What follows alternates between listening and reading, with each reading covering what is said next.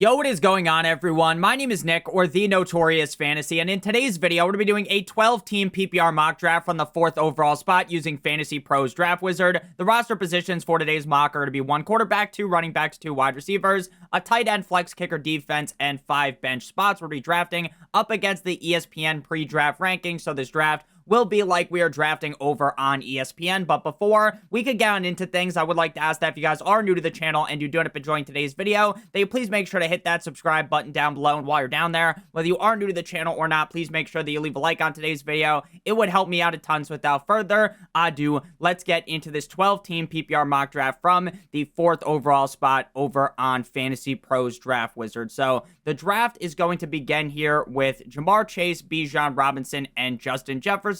A pretty typical start to a draft. Now, sometimes you'll see Saquon go at the 103, sometimes you'll see Jahmyr Gibbs, sometimes you'll see Justin Jefferson, and sometimes you will see CeeDee Lamb, but ultimately, I think this is a very normal start to a draft, especially with the 101 and the 102 being very typical for fantasy drafts this season. So, we're up here at the 1.04, and to me, the debate would be between the players we've already listed, Jahmyr Gibbs, Saquon Barkley, as well as CeeDee Lamb. I think you can also even talk about Christian McCaffrey as a potential top 6 pick. Now, I get some people are nervous about him, but ultimately, in my opinion, the Brian Robinson news doesn't really move the needle at all for me. I honestly think that if you were someone that was too worried to draft Christian McCaffrey, if you are worried about the injury history, you probably are going to spin the Brian Robinson news to being super negative for Christian McCaffrey. Whereas if you already liked Christian McCaffrey, I don't think it's going to worry you at all. My genuine opinion on Brian Robinson joining the San Francisco 49ers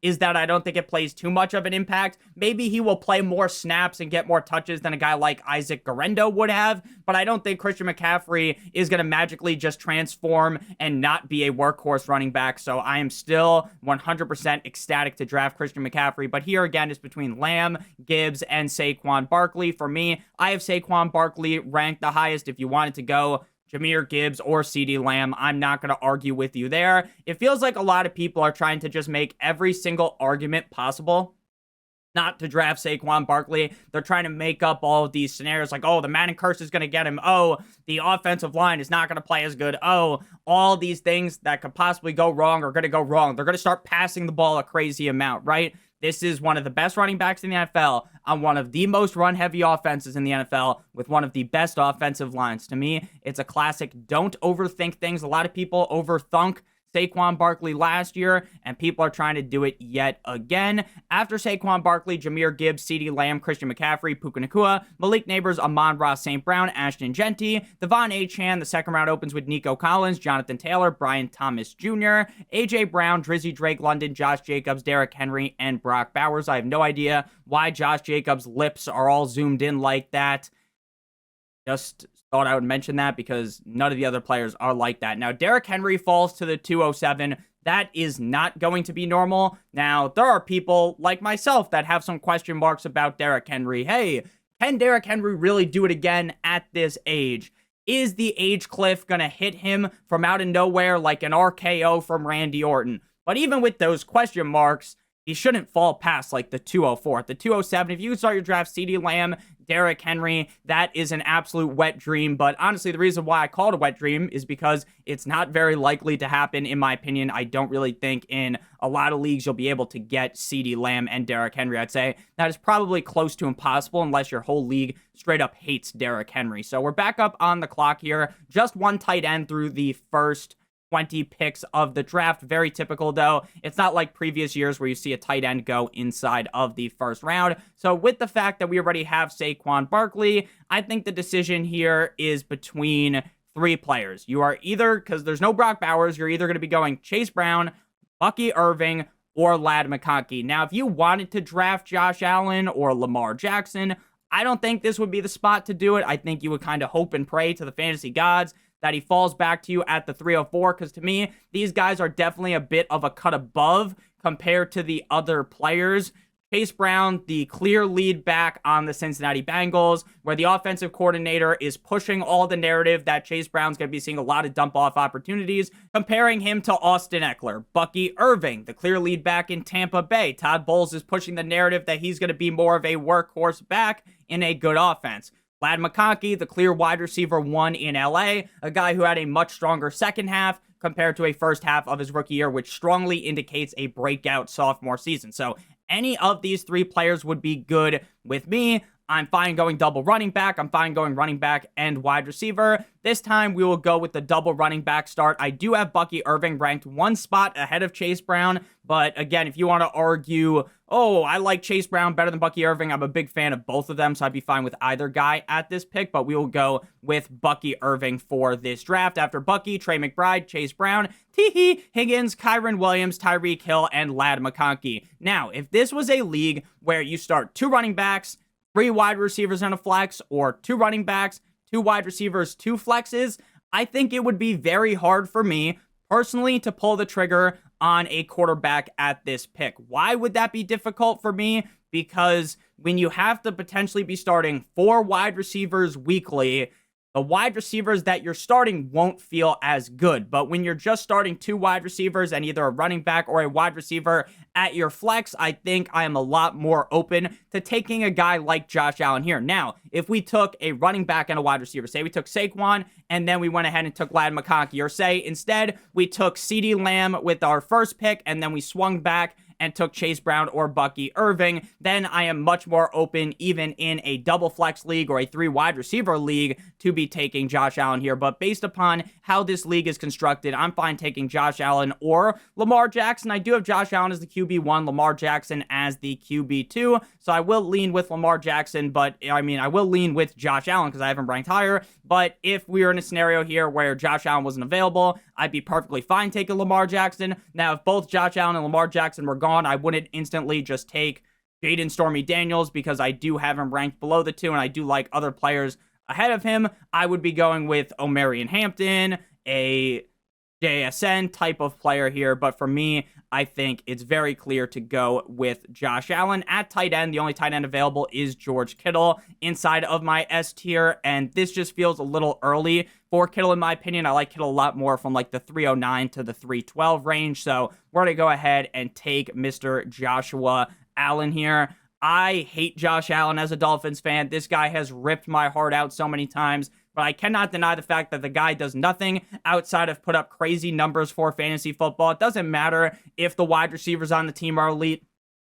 Doesn't matter if it's a bunch of fucking scrubs. Josh Allen continues to feast year in and year out. And last year was a perfect example of that. After Josh Allen, Devontae Adams, Lamar Jackson, James Cook, Jaden Stormy Daniels, Jalen, stop, it hurts, Omarion Hampton, Kenneth Walker. Omarion Hampton's ADP quickly climbing up to being around the 3rd round, which is what I predicted a couple of weeks ago. And honestly, I wouldn't be shocked if he starts going in the early 3rd round. Kenneth Walker, JSN, Alvin Kamara, Terry McLaurin, Chuba Hubbard, James Conner, Travion Henderson, also climbing up draft boards, Garrett Wilson, George Kittle, and Joe Burrow. I would absolutely love to get this start of my draft. CeeDee Lamb, Derrick Henry, Lamar Jackson, and George Kittle. What a start. You could legitimately have a clear top 3 wide receiver, top 3 running back. You could have the wide receiver 1, the QB1, and the tight end number 1. That is a fantastic start out of pick number 6 because Kittle fell so far.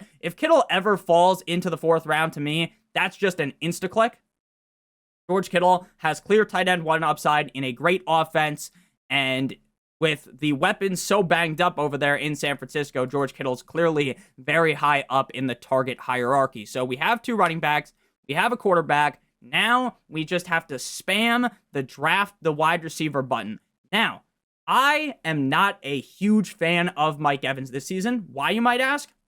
For one, he's another year older. He'll probably put up 1,000 yards. He might even score 10 touchdowns, but I just don't expect him to be that league-winning wide receiver. And what I mean by that is I think he's going to be a top 24 wide receiver. I just don't think Mike Evans at this point in his career has the ability to be a top 5, top 3 wide receiver. Whereas you can paint the picture where Marvin Harrison Jr. absolutely explodes. He dominates 50 Shades of Grey style. He is the best wide receiver on the Arizona Cardinals. He goes absolutely nuclear. I think you can talk yourself into that. I think you can talk yourself into Courtland Sutton potentially doing that in Denver. If DJ Moore is the wide receiver one in Chicago, I think you can talk yourself into that with a Ben Johnson offense. You could talk yourself into Aaron Rodgers force-feeding DK Metcalf. But Mike Evans, with the rise of Egbuka, and with Mike Evans really struggling a lot more last season with Chris Godwin healthy earlier on in the season, I just don't like Mike Evans as much.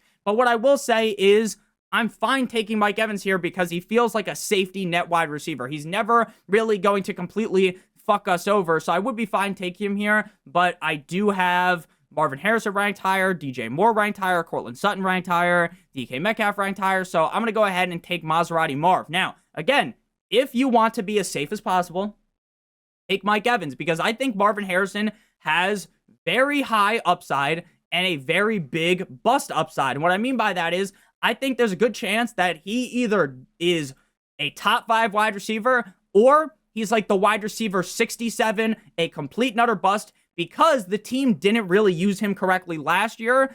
The way they were using him in his route tree made 0 sense. So I'm very optimistic that Marvin Harrison Jr. will get it done, but there are large question marks with the coaching staff because it's the same coaching staff as last year that had Marvin Harrison Jr. buried in the backyard. After Marvin Harrison, Breece Hall, Mike Evans, DeAndre Swift, David Montgomery, Aaron Jones, as well as Tony Pollard. So if you wanted to go running back, I like RJ Harvey. I love Isaiah Pacheco, but since we took a quarterback early, we took 2 running backs with our first 2 picks. I feel like we're kind of behind the 8 ball at the wide receiver position, so we're going to continue to take wide receivers here. DJ Moore wasn't really the focal point of the preseason game that we saw last night. Everyone's talking about Rome Odunze, and we've been talking about Rome Odunze for a while, so I am a big fan of him. But I do think that DJ Moore is going to play more of a factor than people kind of give him credit for. So I'm fine with DJ Moore, but I like Sutton and DK Metcalf more. Since we took Sutton in our last mock draft, we'll go with Metcalf this time. I get the Pittsburgh Steelers' MO is run the ball gently down the stream, and that is going to be the game plan of this Arthur Smith offense. But frankly, when Aaron Rodgers drops back to throw the ball, who do you think he's going to lock onto? Aaron Rodgers has notoriously locked on to wide receivers in the past. Jordy Nelson, Devontae Adams, and now the best wide receiver clearly on the Pittsburgh Steelers by a wide margin. Not a close margin, not, oh, he's just a little bit better than the other wide receivers on the team. No, it is a very large gap, so I think that DK Metcalf is going to feast in Pittsburgh. After DK, Xavier Worthy, Wiki, DJ Moore, Rashee Rice, RJ Harvey, Isaiah Pacheco, Tyrone Tracy, Zay Flowers, Jalen Warren, Sam Laporta, Pat Mahomes, Baker Mayfield, Caleb Johnson, Joe Mixon, TJ Hawkinson, Quinshon Judkins, and J.K. Dobbins. Look, I'm as much of a J.K. Dobbins truther as it gets, but J.K. Dobbins in the 6th round is legitimate malpractice. The ESPN rankings have these running backs going fast and furious. Shout out to Vin Diesel. So we're back up. We got Josh Allen, we got Saquon Barkley, we got Bucky Irving, Marvin Harrison, and DK Metcalf. If you're sitting here in the 6th round, pick number 69, very nice, I like, and Courtland Sutton is sitting there, you are going to take him every single time. But, and this is a big but, shout out to Mia Malkova, the odds of that actually being the case is significantly low. We've seen Tet McMillan a bit banged up, but I'm not too worried about that. So for me, if you're up at the 6th round, if Courtland Sutton was there, obviously you would take him.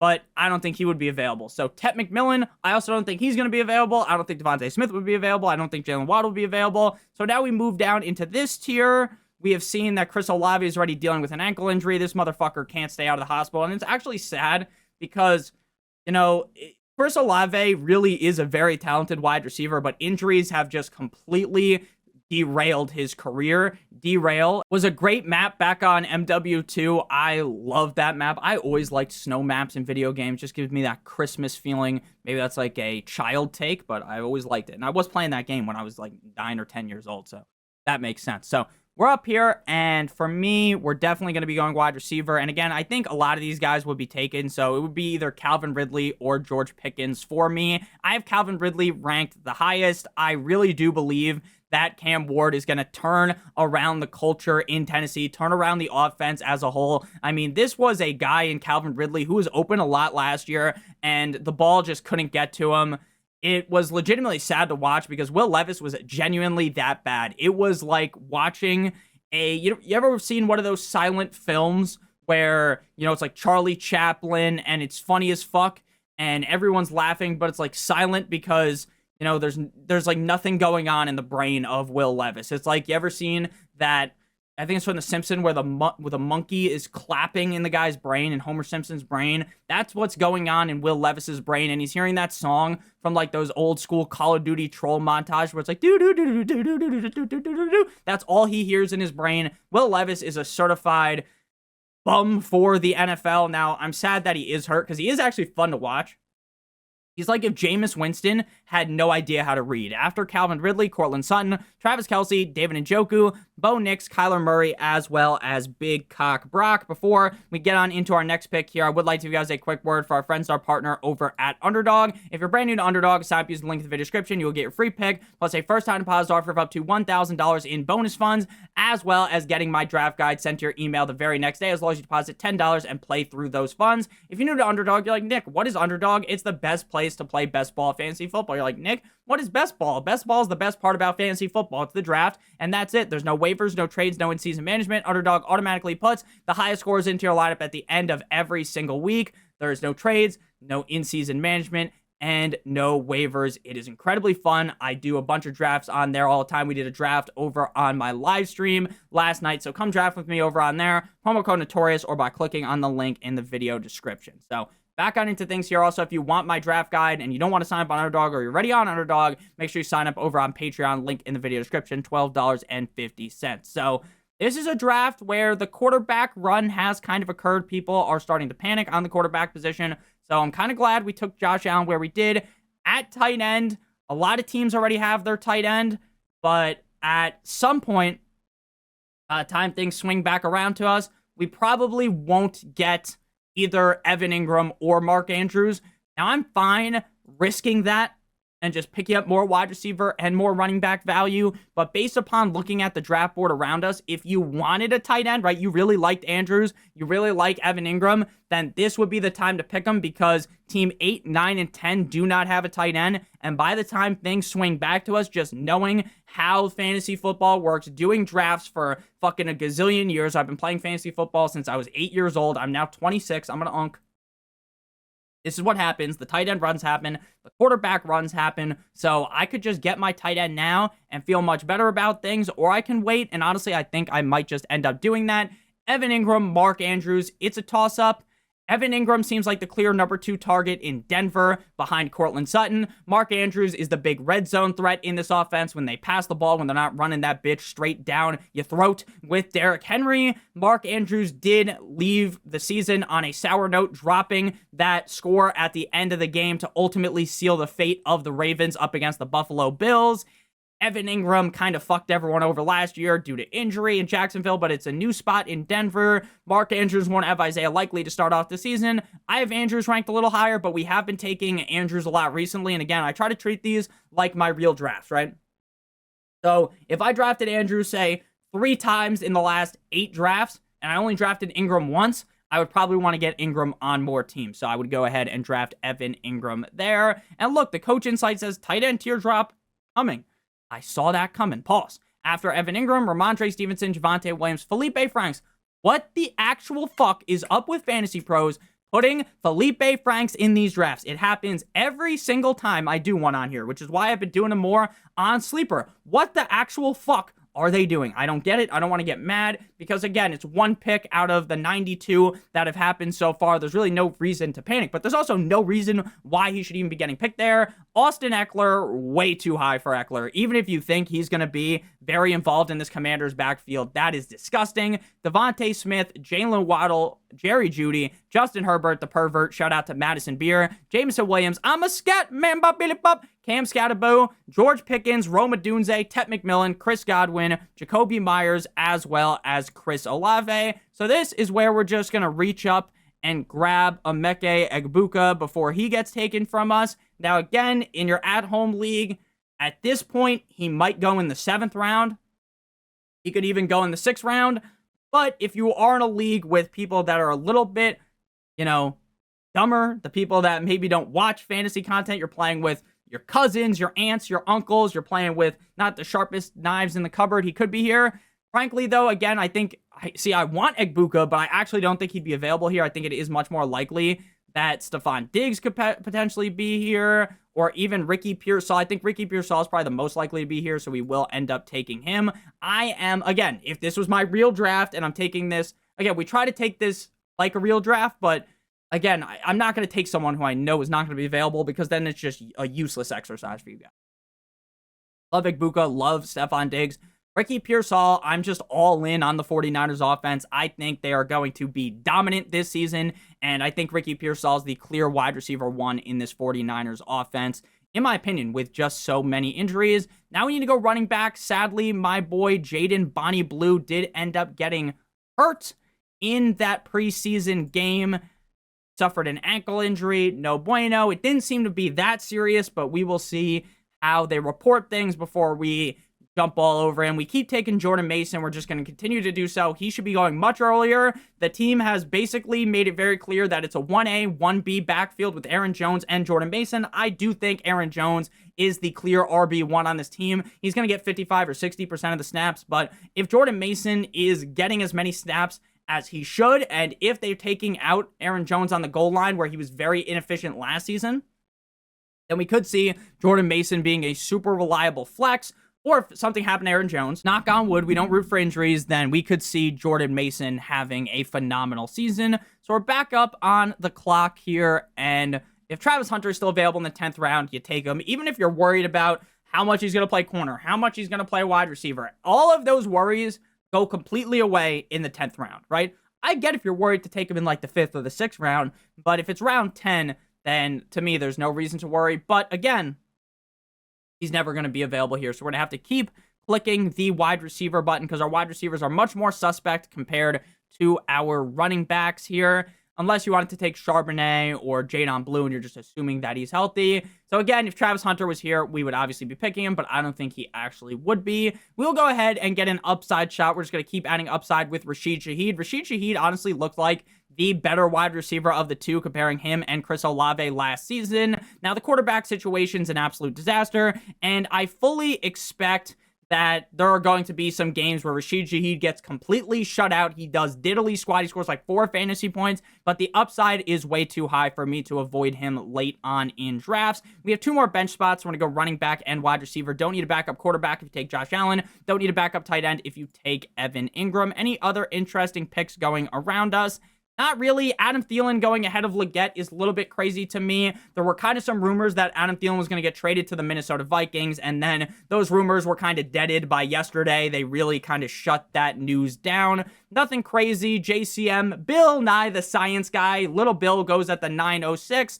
I think JCM will be the guy getting the most amount of snaps on the Commanders, but I can't say that with supreme confidence, and I also can't guarantee he scores the most amount of points. So for me, when people are taking him in like the 7th round, I think they're making a pretty bad mistake. But where he went off the board there, which I believe was the 8th or the 9th round, that is perfectly acceptable in my opinion. Now, obviously, if we didn't take Evan Engram and we just didn't listen to my advice thinking a bunch of tight ends would go, then we could have gotten Mark Andrews in round 11. But again, in your at-home league, people panic like crazy. A lot of people show up to the draft not preparing at all, and the tight ends 100% would have went by then. So we're back up on the clock, and yet again, Nick, oh my gosh, Travis Hunter's still available. You got to pick him. If this was my home league, I would. We'll go with 9-inch Nicholas Chubb here, with the Joe Mixon news being so silent like the night where Santa Claus comes.